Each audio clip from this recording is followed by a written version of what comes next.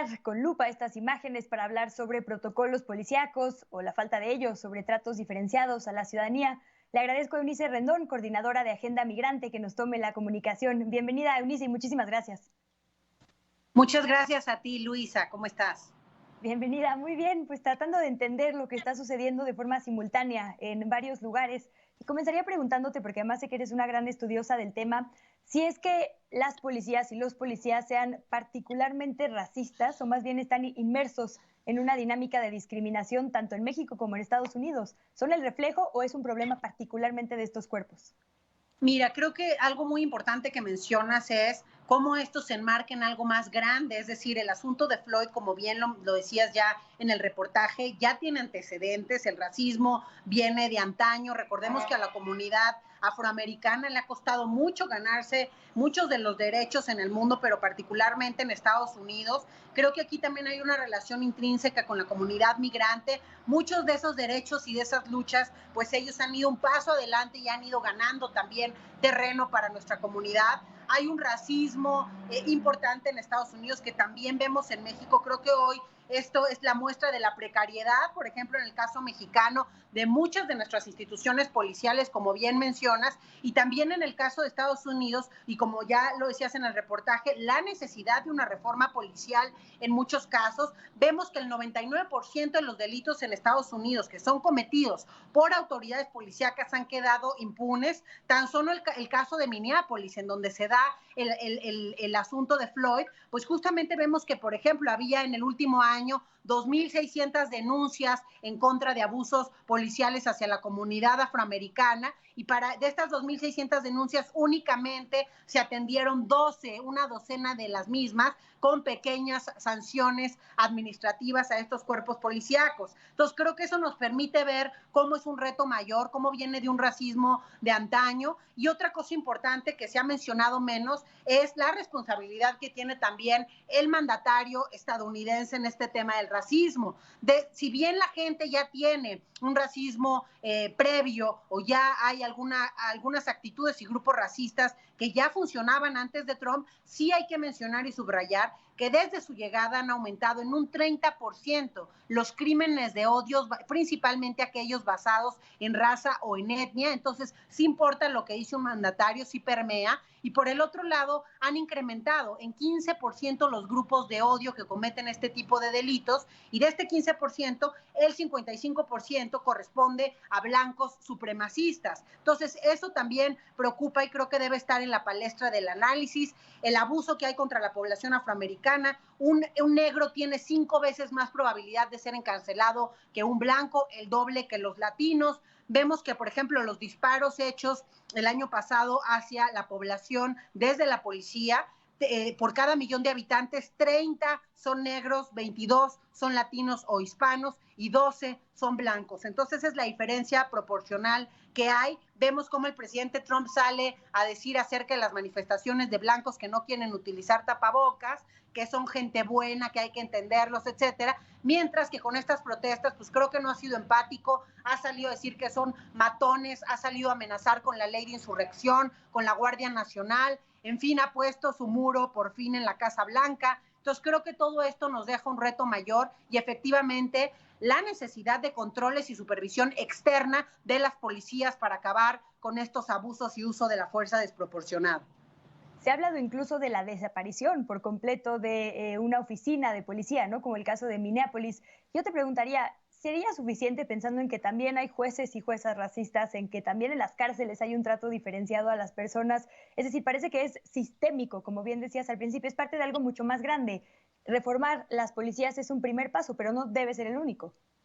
No, por supuesto que no. Creo que, como bien mencionábamos, la parte de comunicación también es importante. Es importante que le expliquen a Trump que lo que él dice, claro que permea y claro que afecta a que se polarice mucho más la situación en Estados Unidos. Y como decíamos, pues es el tema de las policías, pero es entender el contexto. Y repito, y lo comparo mucho con la comunidad migrante, porque también sufre mucho de este racismo y de este maltrato y abuso que vemos desde la policía. Y repito el tema de Trump porque, por ejemplo, hace un par de años, cuando apenas llegó Trump, recordemos que él utilizó una figura muy importante en Estados Unidos que un presidente puede usar, que es el indulto, para perdonar a Joe Arpaio. Joe Arpaio fue el sheriff de Maricopa, persona que pues es bien conocido y fue juzgado por maltratar, por matar a migrantes, por experimentar con migrantes y Trump decidió indultarlo. Entonces eso también creo que es un ejemplo de lo que no se debe hacer y de cómo este abuso ha ido en incremento. Vemos también casos muy simbólicos con la comunidad migrante, así como los que mencionabas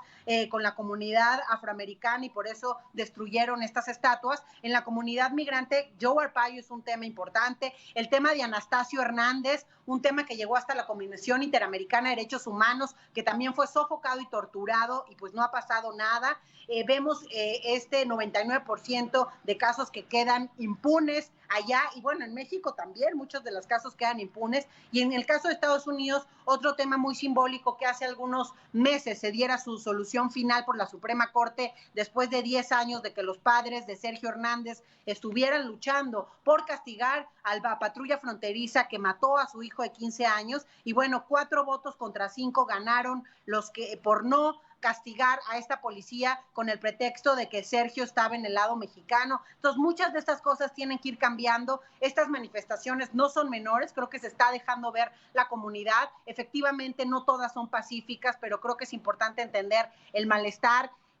Creo que el problema también radica en que Trump no es empático. O sea, la ley de insurrección, por ejemplo, con la que él amenaza, que significa utilizar la Guardia Nacional en contra de la decisión, por ejemplo, de los gobernadores o de la propia milicia, porque vemos también que al jefe de la Defensa Nacional en Estados Unidos no le parece utilizar a las fuerzas militares para controlar estas marchas, pero bueno, Trump ha amagado con ello diciendo que son 300,000 y que pueden ahí hacer una fuerza mayor.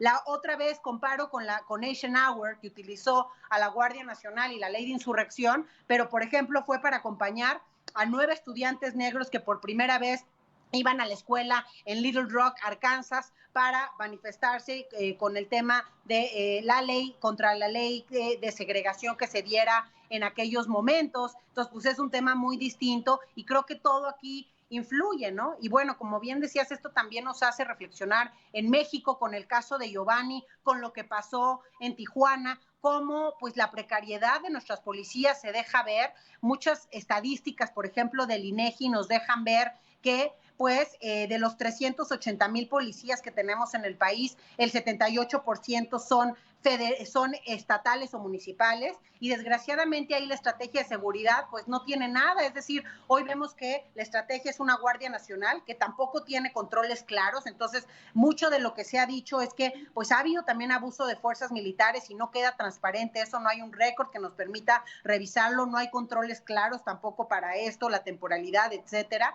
y por el otro lado vemos la falta de capacidad, tan solo el ENECAP, que es una encuesta de policía realizada por el INEGE, vemos como el 98% de los policías encuestados dicen requerir más capacitación en el sistema de justicia penal, en cómo trabajar con poblaciones vulnerables, en temas de mediación y resolución pacífica de conflictos. Y bueno, eso pues es otra vez transparentar esa falta de recursos y formación en algo que es necesario y fundamental para cambiar la situación en México.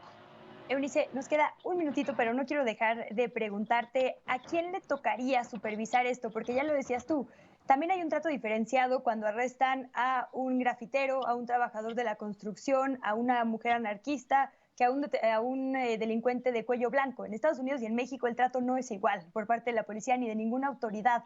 ¿A quién le toca supervisar que los derechos humanos se cumplan por igual y que la justicia se busque en todos los casos y no solo de forma diferenciada? Pues creo que es un sistema. Por un lado, creo que falta esta formación, meterle más recursos, más ganas a la autoridad local, que es la más cercana a la gente y a quien le va a tocar muchos de estos casos. Y eso, repito, no lo veo hoy en la estrategia como una prioridad.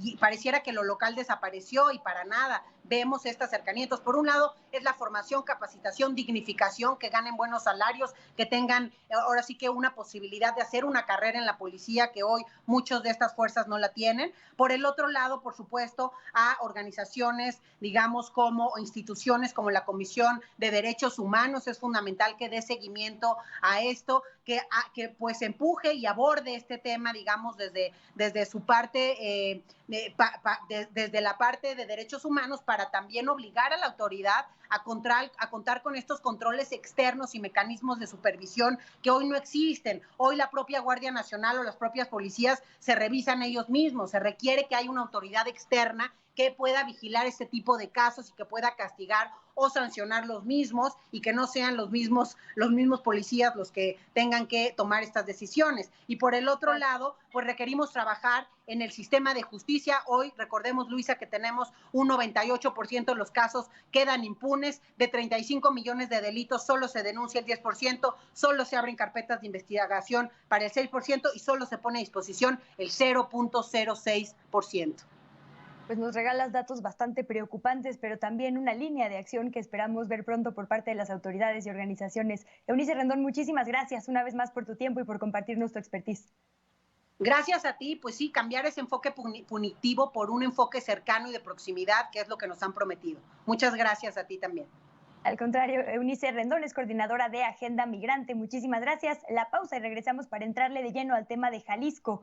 ¿Qué pasó en las manifestaciones de aquella entidad? Lo vamos a analizar con organismos precisamente de derechos humanos.